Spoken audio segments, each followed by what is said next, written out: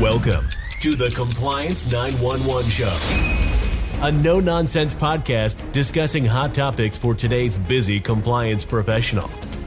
It's everything you wanted to know about regulatory compliance, but we're afraid to ask. And now, here are your hosts, Dean Stockford of M&M Consulting and Len Suzio of GeoData Vision.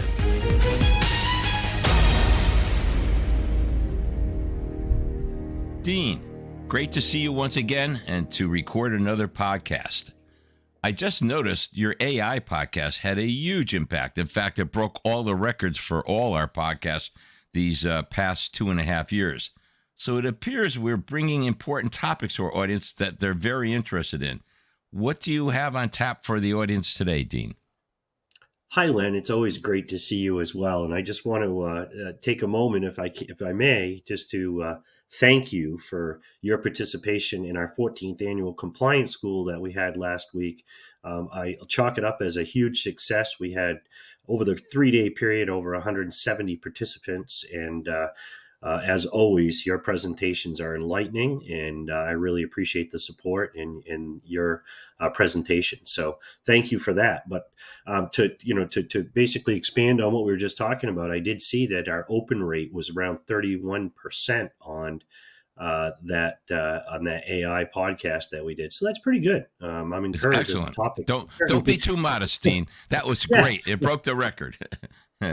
Yeah, so I'm certainly encouraged that we're having an impact. But podcast 60 provided information, which is the last podcast I did on electronic funds transfers, Reg E, as it relates to payment apps. So today I thought I would expand and bring us back to the basics of Reg E error resolution provisions and the very strict timeframes established for addressing these claims. That's a great topic, Dean, and I'm certain our audience will appreciate it. So go ahead and lay it out. All right. Well, perfect. Well, you can obviously tell I'm struggling a little bit today with a little bit of a head cold, so I apologize. We already sound funny enough up here in Maine. Now all of a sudden, you add a head cold to it, and it sounds even worse. But here we go. So let's jump right in. The Electronic Funds Transfer Act establishes basic rights, liabilities, and responsibilities of consumers who use electronic fund transfer, remittance transfer services, and of financial institutions or other persons that offer these services. The primary objective of the Act is to protection of individual consumers engaging in electronic funds transfers and remittance transfers. This part applies to any electronic fund transfer that authorizes a financial institution to debit or credit a consumer's account. The term electronic funds transfer means any transfer of funds that is initiated through an electronic terminal, telephone, computer, or magnetic tape for the purpose of ordering, instructing, or authorizing a financial institution to debit or credit a consumer's account.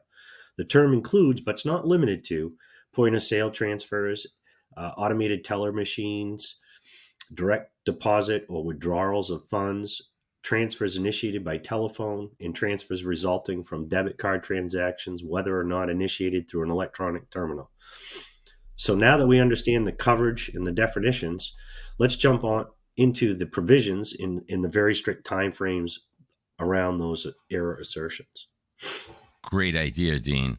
I use my debit card for just about everything. So understanding what protections are available when an error occurs is helpful to me personally. So go ahead. I want to hear what you have to say. Well, for sure. You're in luck, as I'm going to address the error assertions and the provisions that surrounding those assertions. So first, we must address the definition of error. The term error means an unauthorized electronic funds transfer.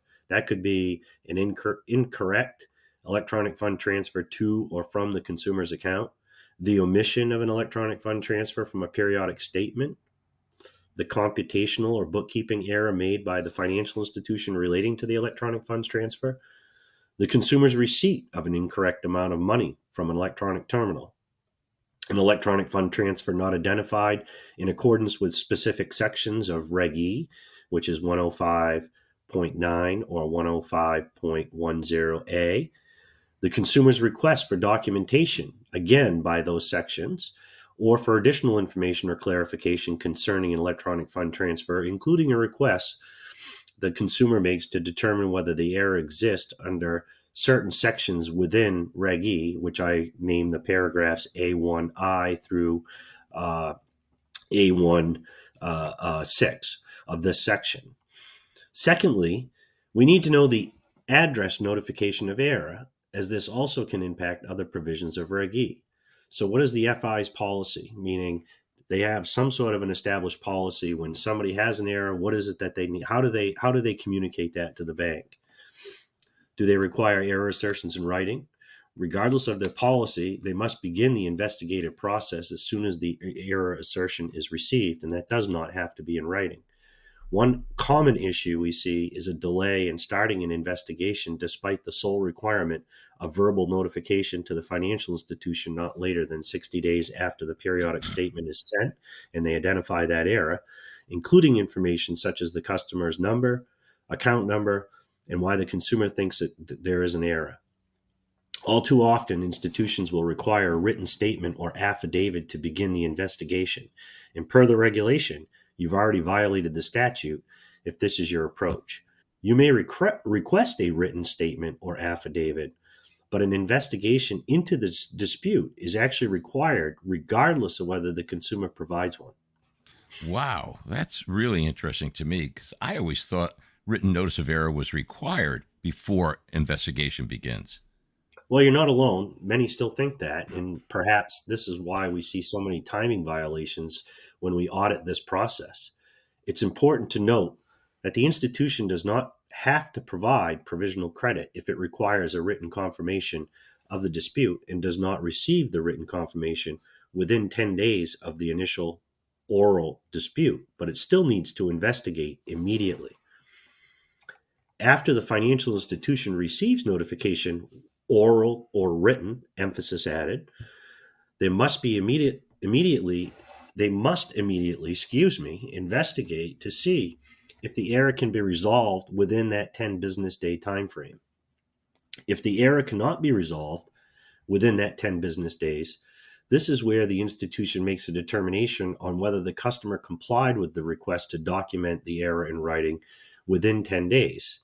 If so, provisionally credit the consumer's account with the disputed amount plus any interest lost and fees charged as a result of the error must be provided. They call this the provisional credit. So again, as long as the consumer complied with the written policy of the bank, then the bank can then provide what we call provisional credit.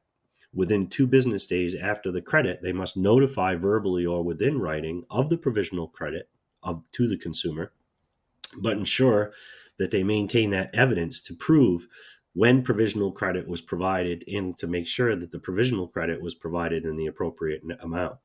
If needed, they can extend the investigation period up to 45 calendar days or 90 calendar days for POS debit card transactions or transactions initiated from outside the U.S. In other words, an international ATM transaction, an inbound ACH, etc., or new accounts. They also have provisions to extend the timeframes that are allotted.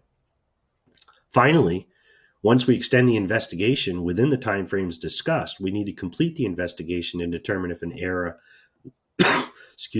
within the timeframes actually occurred. If the error did occur, correct the error within 1 business day and notify the customer verbally or in writing within 3 business days of completing the investigation. If applicable, credit interest and refund any fees imposed as a result of the error. If provisionally credited, confirm or adjust final amount and notify the customer that the provisional credit is final. Final resolution cannot be reversed, even if more information later proves the error did not occur. If no error occurred, debit the consumer's account for the amounts provisionally credited, if any, and provide written explanation of your findings. Advise customer within 3 business days of completing your investigation. There are a few things that are needed in that notification about our investigation. The date and the amount of debit reversal or provisional credit, if applicable. The bank will honor any pre-authorized transfers, checks, and drafts payable to third parties for 5 business days after sending the notice up to the amount of the provisional credit, charging no fees for resulting overdraft. And then finally, remind consumer of the right to request the documents the bank relied on in making this determination. So that's an awful lot, obviously, to consider in very strict timeframes. Excuse me. Yeah, you're hurting today, Dean. You get kudos for the effort. That's for sure. Well, I'm going to be out. I'm going to be out for a little bit here, Len. So I figured, well, I will. I'll try to get this one in so that we can keep our podcast going as we normally do. So Great. I appreciate everybody dealing with the frog in my throat that I have today, and some breaks in some of my of my script. But by all means, this is I think important information to our audience. Oh, it definitely is. It's great information. And honestly, I didn't realize how strict the provisions are with regard to timeliness. I'm certain our audience got a great deal from today's topic. So on behalf of the audience, Dean, I say thank you to you. Thank you, Len. This is Dean Stockford from M&M Consulting. And this is Len Suzio from GeoDataVision saying, thank you for listening to today's topic. And please let us know of additional topics that you would like us to broadcast in future episodes. Thanks for listening to the Compliance 911 Show. If you like the podcast, be sure to subscribe so you don't miss an episode. While you're at it, please give us a like and review to help others find the show. As always, links are in the show notes, and you can always find us online at compliance911show.com. Follow M&M Consulting and GeoDataVision on LinkedIn for all the latest news and information on compliance hot topics.